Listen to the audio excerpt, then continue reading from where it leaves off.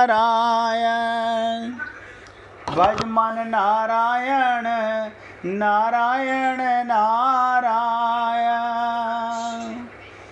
भज मन नारायण नारायण नारायण श्रीमन नारायण नारायण नारायण भज मन नारायण नारायण नारायण भज मन नारायण नारायण नारायण श्रीमन नारायण नारायण नारायण भज मन नारायण नारायण नारायण। हे पुण्य आत्माओं, बहुत ध्यान से सुनो। अब जो आगे बताने जा रहा हूँ बहुत गहरी बात है। अगर एकाग्रचित होकर सुनोगे तो बहुत आनंद आएगा। जैसे धन मिलने पर, एक एक शब्द ध्यान देना, जैसे धन मिलने पर धन की कामना बढ़ती चली जाती है, ऐसे ही जो जो भोग मिलते हैं त्यों त्यों कामना बढ़ती चली जाती है। इसलिए कामना को महाशनय कहा गया।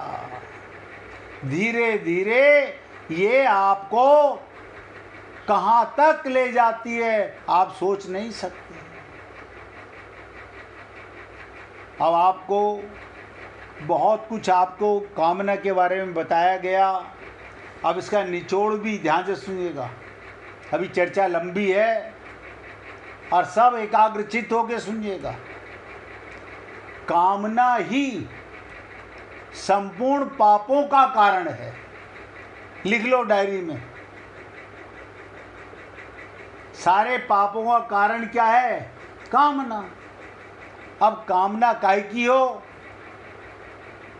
जो भी चीज की कामना है, चोरी, डकैती, हिंसा आदि समस्त पाप कामना से ही होते हैं। इसलिए कामना को महापापंपा कहा गया। इसे संत महात्मा कैसे समझाते हैं उसको भी एकाग्रचित होकर सुनिएगा। कामना उत्पन्न होते ही मनुष्य अपने कर्तव्य से, अपने स्वरूप से और अपने भगवान से विमुख हो जाता है। अब सोचिएगा, और हम भगवान से जाकर के शरीर की, परिवार की कामनाएं करने के लिए पूजा करते हैं। भगवान को रिझाने की जरूरत नहीं। भगवान तो मिला हुआ है, वो तुम्हें छोड़ नहीं सकता। भगवान की ताकत नहीं तुम्हारा त्याग कर दे। कभी आप मंदिर जाके भगवान को धन्यवाद देने गए हो कि हे प्रभु, आपकी वाणी सत्संग में सुन करके मेरी किसी प्रकार की भी कामना खत्म हो गई। क्यों? आप मिले हुए हो। आपको पाने की क्या कामना करूं? आप तो मिले हुए हो। इन कामनाओं के कारण मैं भ्रम जंजाल में फंसा हुआ था। मैं समझ नहीं पा रहा था कि नित्य प्राप्त परमात्मा है। शरीर मिला है सेवा के लिए। शरीर मिला है सेवा के लिए। जो भी कुछ आपको मिला है वो सेवा के लिए। आप बताइए, भगवान को पाने की कोई कामना नहीं करनी क्योंकि वो मिला हुआ है। हम किसकी कामना करते हैं? संसार के सुख की, शरीर के सुख की, परिवार के सुख की, मन के सुख की, बुद्धि के सुख की। आत्मा का सुख तो परमात्मा है, और आत्मा सदा रहती परमात्मा की गोदी में, सदा रहती है। क्योंकि हमें आत्मा का पता नहीं है तो परमात्मा का अनुभव नहीं हो पाता है। कामना उत्पन्न होते ही, ध्यान से सुनो, मनुष्य अपने कर्तव्य से, अपने स्वरूप से और अपने इष्ट भगवान से विमुख हो जाता है। भगवान क्या कहते हैं? सन्मुख होए, सन्मुख होए। अब हम हो गए विमुख। अब विमुख होके, ध्यान दो, विमुख होके भगवान से कामना कर रहे हैं, आप मिल जाओ, आप मिल जाओ, आप मिल जाओ। बड़ी ताज्जुब की बात है। भगवान सबको मिला हुआ है और भगवान को पाने की कामना कर रहे हैं। किससे कर रहे हो? अच्छा बताओ। आप कहोगे मन से, ये तो माया का मन है। बुद्धि से, ये भी माया की है। शरीर तो माया का, इंद्रियां तो माया की, चित्त तो माया का। होए राम, तीनों शरीर माया के। सात्विक गुण भी माया का, एक एक शब्द ध्यान दो। राजस गुण भी माया का और तामस गुण भी माया का। और इनसे भगवान को पकड़ना चाह रहे हो। और हमने आपसे कहा, जैसे हमारे मन में कोई कामना उत्पन्न होती है, अपने कर्तव्य से आए थे, सेवा जो मिला हुआ उसे सेवा करना, बस। आप विद्यावान हो, ज्ञानी हो तो ज्ञान बांटो। आप ध्यान से सुनो, जो भगवान ने आपको दिया है उसे बांटना है, सेवा में लगाना है। अपने स्वरूप से कामना होते ही हम अलग हो जाते हैं, अपने भगवान से विमुख हो जाते हैं और ध्यान दो, नाशवान संसार के सन्मुख हो जाते हैं। ये आज तक नहीं समझ पाए। नाशवान संसार यानी, ध्यान दीजिएगा, मेरा तो सबको नजर आ रहा होगा, हम संसार की तरफ मुख करके मंदिर जा, मस्जिद जा, गीता पढ़, रामायण पढ़, भागवत पढ़, भगवान को पाने की कामना कर रहे हैं। भगवान कहते हैं, कामना ही तो मूल पापी है, तू सन्मुख हो जा। मैं तो तेरे को मिला ही हुआ हूं, तू मुझसे कभी अलग हुआ नहीं। और जैसे ही हमारे में कामना जन्म लेती है, हम नाशवान संसार के सन्मुख हो जाते हैं। क्योंकि 5 ज्ञानेंद्रियां, 5 कर्मेंद्रियां, पापी मन, पापी बुद्धि, पापी चित्त, सारा बिगड़ा हुआ शरीर का एक एक पुर्जा, और इससे भगवान को पाना चाहते हैं।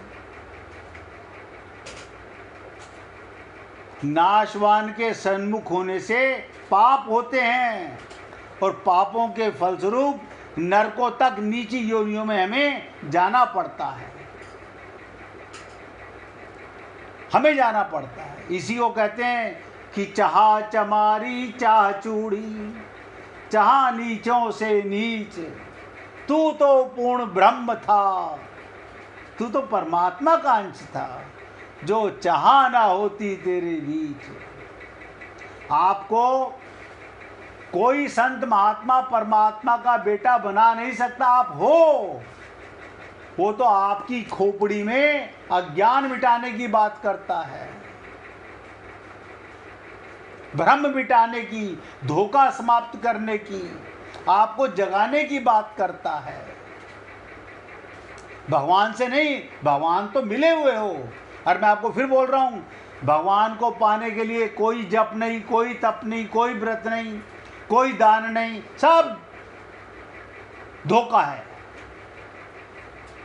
जो मिला हुआ है वो संसार से मिला है, माया का है, माया के लिए है। आप दिव्य आत्मा हो, आप परमात्मा के अंश हो।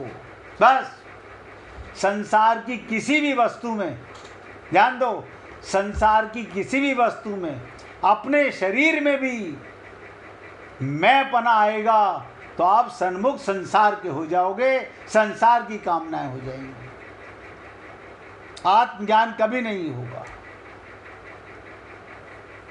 और देखिए, निवेदन कर रहा हूं, किसी भी भक्त को समझने में कहीं भी रुकावट हो, कहीं भी ऐसा मत सोचना अच्छा आज से कोशिश करेंगे, कोशिश नहीं करनी। कोशिश इसलिए करनी है, अच्छा मुझे बताओ, जो मिला हुआ है उसे मानने की कोशिश करोगे, संकल्प करना है। आज समझ आ गया, जो दिख रहा है वो संसार, मन नहीं दिखता वो पापी है। भगवान को खोजने जा रहे हैं, वो सदा मिला हुआ है, सदा मिला हुआ है।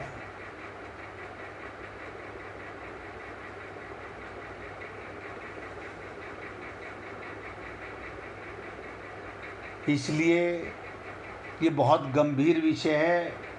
ये तीसरा और चौथा अध्याय जो है ना, कर्मयोग के ऊपर है।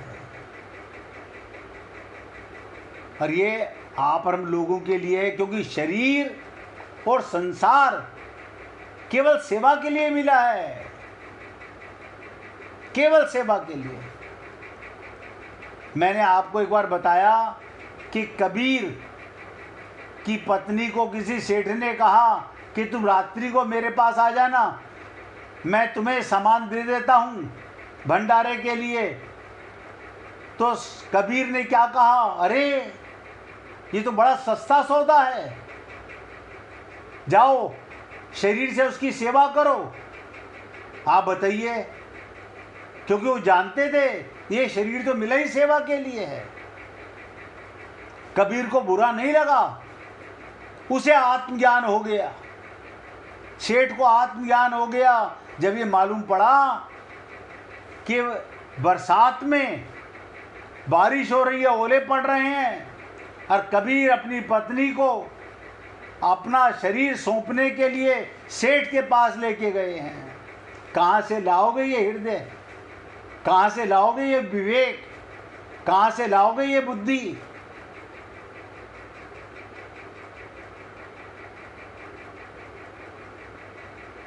भगवान को पाने के लिए हे पुण्य आत्माओं कुछ नहीं करना, केवल ये विश्वास करना है कि भगवान ही मेरे हैं, क्योंकि मैं आत्मा हूं, मैं नश्वर शरीर नहीं हूं। अब मैं कभी संसार में नहीं आऊंगा, क्यों कि मुझे आत्मज्ञान हो गया।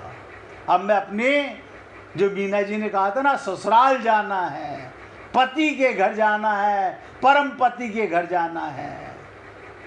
ये संसार में अधम पतियों के चक्कर में नहीं पड़ना, ये माया के चक्कर में नहीं पड़ना, ये मोह के चक्कर में नहीं पड़ना, ये आसक्ति के चक्कर में नहीं पड़ना, तो भगवत प्राप्ति होगी।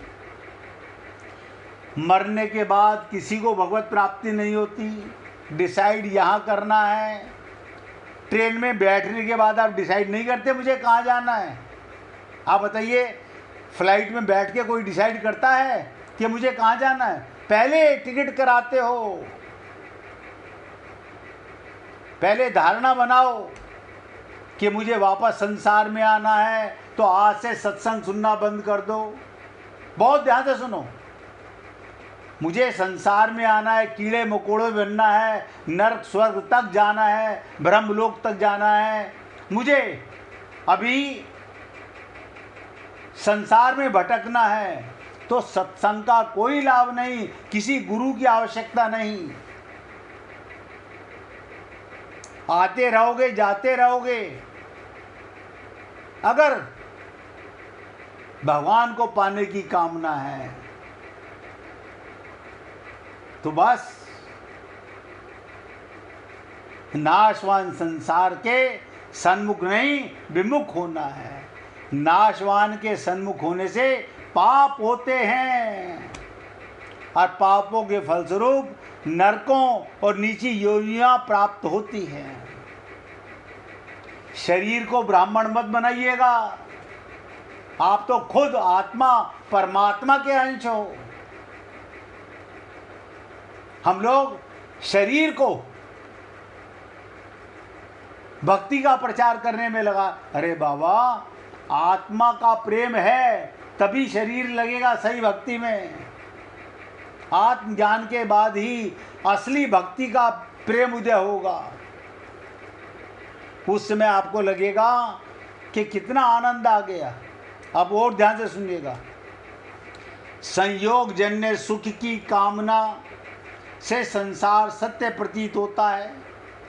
शरीर से शरीर का मिलन होता है तो शरीर का सुख सच्चा नजर आता है। खाने से, ध्यान दो, खाने से रसना का संबंध होता है तो खाने का स्वाद आता है।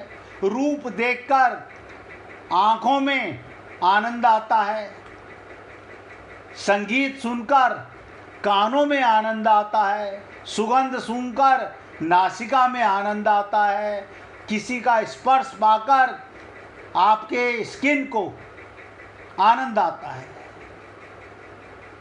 क्योंकि ये सारी चीजें माइक थी, माइक आनंद लेती हैं। इसलिए मैंने कहा संयोग जन्य सुख की कामना से अगर आप आत्मज्ञान से परमात्मा की कामना करोगे तो परमात्मा का प्रेम बरसने लगेगा, अंदर बांसुरी बजने लगेगी। आत्मज्ञान के बाद परमात्मा के साथ संबंध बनने लगेगा। जब चाहो जैसा बना लो, जैसा मर्जी चाहे बना लो भगवान से। भगवान को पति बनाओ, नौकर बनाओ, सखा बनाओ, दास बनाओ, स्वामी बनाओ। बताइए इससे बड़ा और क्या मिलेगा? ऐसा कोई है संसार का पति जो आपका दास बनने को तैयार हो, आपका नौकर बनने को तैयार हो? भगवान कहते हैं अहम भक्त पराधीना, मैं उसके अधीन हो जाता हूं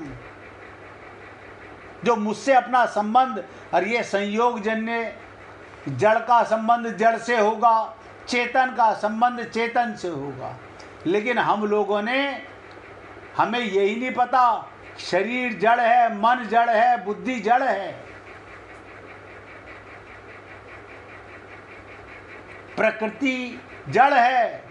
लेकिन आप शरीर में हो इसलिए शरीर चेतन नजर आता है, ये मन भी इसलिए चेतन नजर आता है, बुद्धि भी इसलिए चेतन नजर आती है। आपके होते हुए आप निकल जाओ, यही आंखें मुर्दे की आंखें हो गई, यही कान, यही शरीर मुर्दे का शरीर, मिट्टी का शरीर हो गया। तो हमें कैसे रहना चाहिए? जैसे आकाश, कितने बादल उसमें आते हैं जाते हैं, बिजलियां कड़कती हैं, ध्यान दो, कभी गाली घटा, कभी सफेद बादल आते हैं, खूब आते हैं, लेकिन आकाश सदा निर्लिप्त रहता है। ऐसे ही आत्मा निर्लिप्त है। वो किसी बाप से प्यार नहीं करती, किसी माँ से प्यार नहीं करती।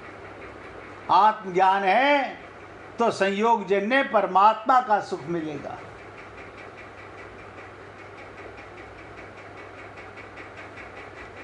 ये सब बातें इसलिए आपको बता रहा हूँ। अभी इसके ऊपर ये मत समझना कि आज सुनने के बाद में चर्चा खत्म हो गई है ना, अभी तो चर्चा बहुत बाकी है। जब तक हमारा भ्रम नहीं मिटेगा, अज्ञान नहीं मिटेगा, तब तक चर्चा कैसे खत्म हो सकती है?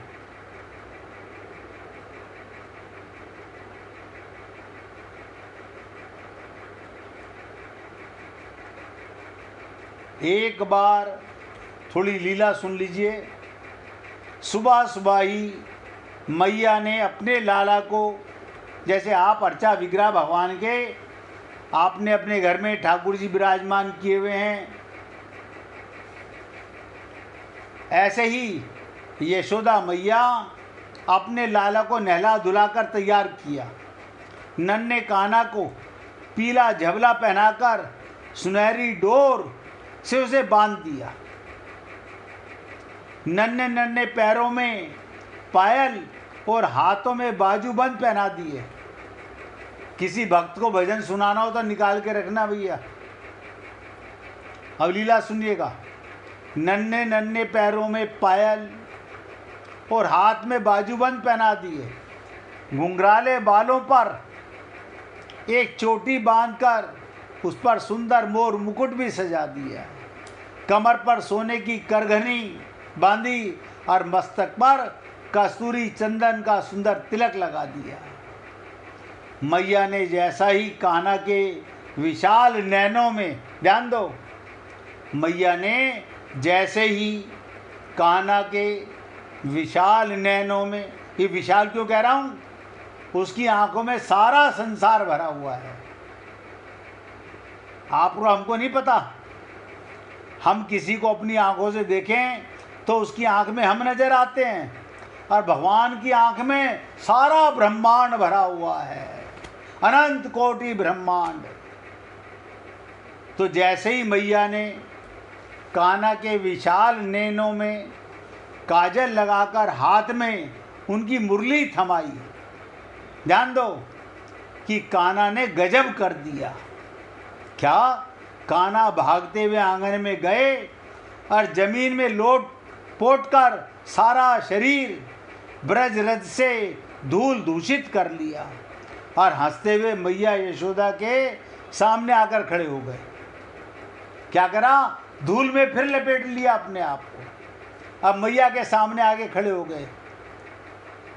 उसके आगे की दो नन्ही नन्ही सी दांत, भगवान के दंतुलिया मोटे मोटे गालों के बीच से दिखाई दे रही थी। कान्हा जी की इस अद्भुत और अलौकिक मोहिनी छवि पर सूरदास, हरिदास, रसखान और न जाने कितने रसिकों ने अपना सारा जीवन न्यौछावर कर दिया।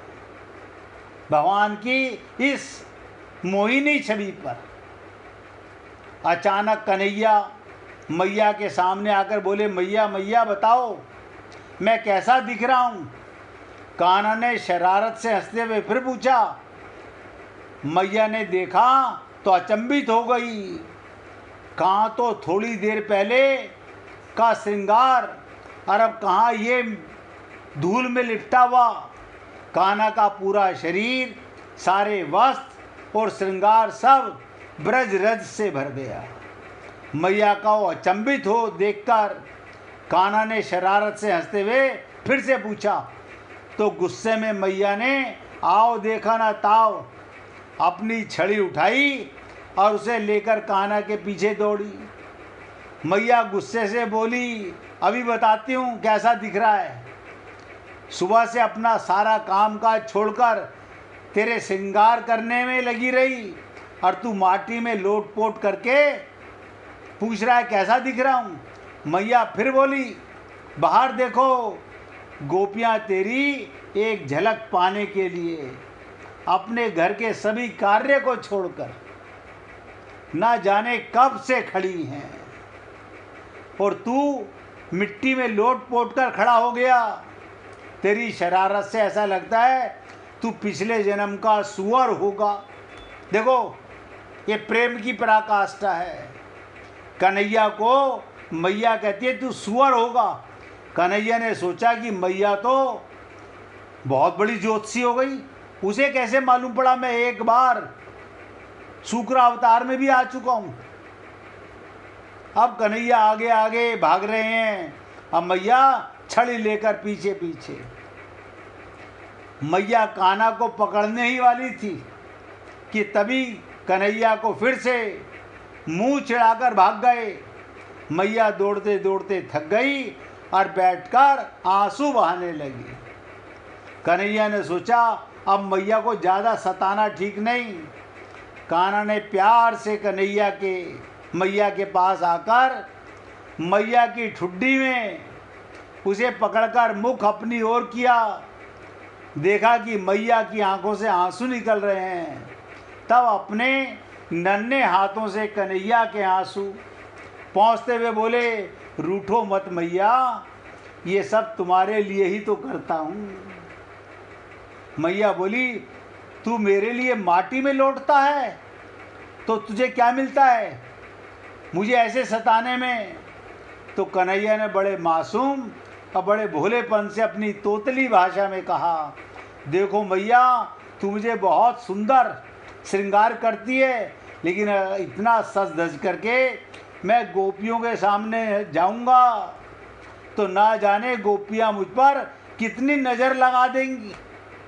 और अगर मैं बीमार पड़ गया मैया, फिर तू रो रो कर कभी भी वैद्य के पास, कभी बाबाओं के पास घूमती फिरेगी। मैं तुम्हें परेशान होकर रोता हुआ नहीं देखना चाहती। और सुन मैया, कन्हैया और भी ज़्यादा मासूमियत से क्या बोले, बहुत सी गोपियाँ मुझे गोद में उठाती हैं लाला, बहुत सी गोपियाँ मुझे चूमती हैं, कन्हैया बोल रहे हैं मैया से। जो किसी गोपी की मुझ पे नज़र मुझे ना लगे, अब मैं बीमार ना पड़ूं, इसलिए मैं अपना श्रृंगार बिगाड़ लेता हूँ। कन्हैया की ये तोतली बातें सुनकर मैया का हृदय गुस्से से भुर्र हो गया और हृदय में प्रेम का फूल समा गया। अब तो मैया कन्हैया को अपनी गोद में लेकर उसके मुख को चूम रही है। फिर एक तिनका लेकर कन्हैया के ऊपर से फिरा फिरा कर नज़र उतारती है और नारायण को प्रार्थना कर रही है, मेरे लाला कन्हैया को किसी भी बुरी बला की नज़र ना लगे। और वो कान्हा जी को भवन के भीतर ले आई। बाहर गोपियाँ कृष्ण दर्शन के विरह में तड़प रही हैं। क्यों? उन्हें आत्मज्ञान हो चुका है। अभी आप हम लोगों को शरीर का ज्ञान बना हुआ है। आत्मा होते हुए गोपियां तड़प रही हैं। इस लीला ने, कन्हैया ने गोपियों को विरह आनंद प्रदान किया। विरह का जो आनंद है उसे आप हम लोग नहीं समझ सकते। आप सभी को इस लीला में अलौकिक आनंद आया हो, ऐसी मेरी भाव और ऐसी मेरी प्रार्थना थी। अब मिसिज मेहरा भजन सुनाना चाहती हैं। भाई जी भी सुनाना चाहती थी, भाई जी से कल सुनेंगे। आज मिसिज मेहरा से सुनिएगा, बाकी की चर्चा कल करेंगे। सुनाइए।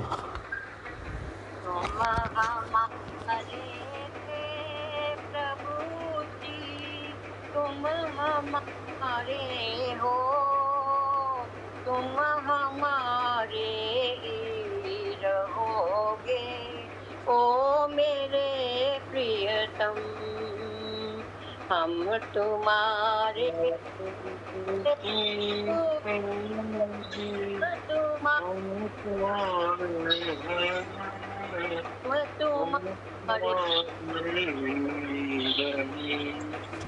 ओ मेरे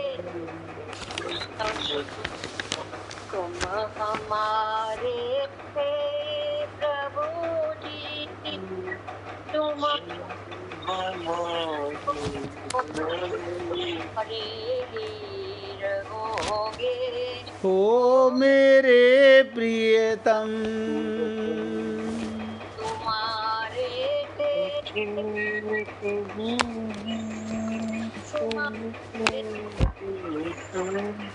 हम तुम्हारे ही रहेंगे, ओ मेरे प्रियतम। तुम्हें छोड़ सुन न जुनारे, तुम्हें मारो छोड़ कोई ना हमारो के द्वारे जगारे, और न कोई सहारो उसके द्वारे जाए पुकारे, अब न कोई सहारो।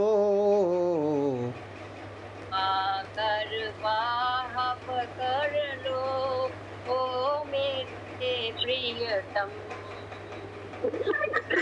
आकर बाह पकड़ लो, ओ मेरे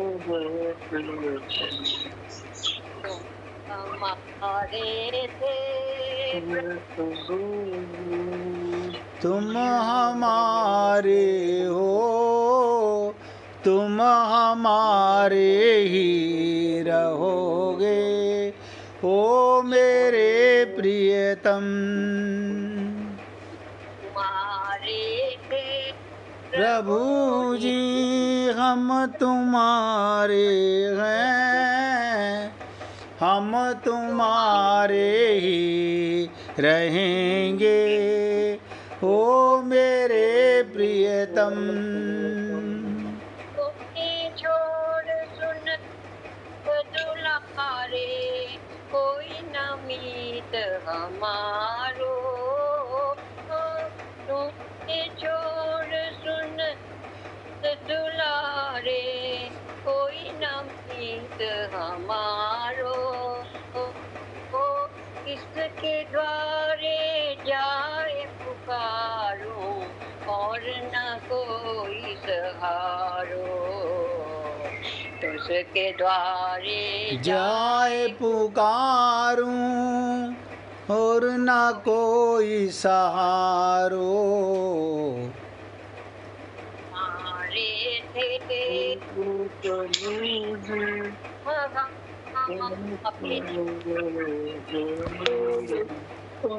हमारे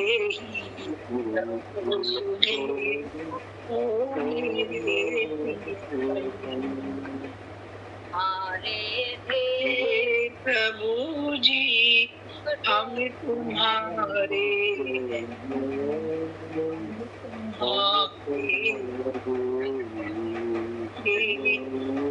मेरे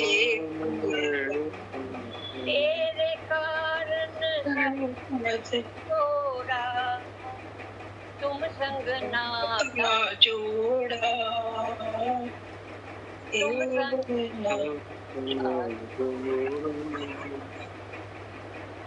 कारण सब जग छोड़ा संग नाता जोड़ा। एक बार प्रभु मेरा एक बार प्रभु हंस कर कह दे तू मेरा मैं तेरा,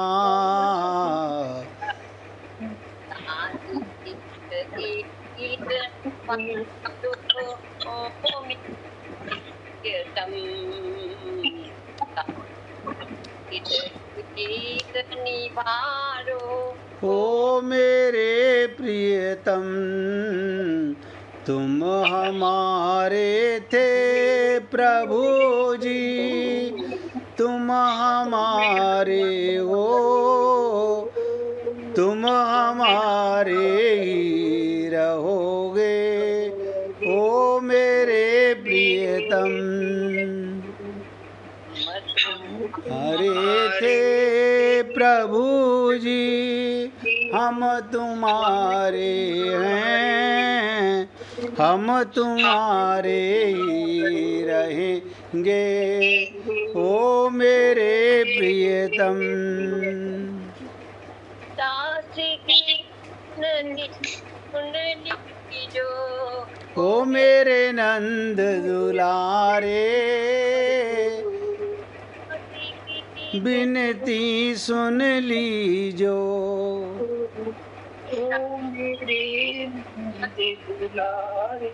आपका यही जीवन पूर्ण करना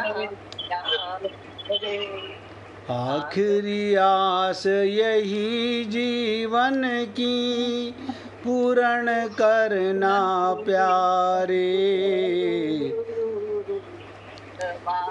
हृदय से लगा लो ओ मेरे प्रियतम, एक बार हृदय से लगा लो ओ मेरे प्रियतम। तुम हमारे थे प्रभु जी, तुम हमारे हो, तुम हमारे ही रहोगे ओ मेरे प्रियतम। हम तुम्हारे थे प्रभु जी, हम तुम्हारे हैं, हम तुम्हारे ही रहेंगे ओ मेरे प्रियतम, ओ मेरे प्रियतम। ओ मेरे प्रियतम। बोलिए वृंदावन बिहारी लाल की जय। जय जय श्री राधे, जय जय श्री राधे। बोलिए लाल जी का मंगल हो, सभी भक्तों का मंगल हो। सबको राधे राधे भैया, सबको राधे राधे भाई, राधे राधे, सबको राधे राधे जी, राधे राधे, राधे राधे, राधे राधे जी, राधे राधे।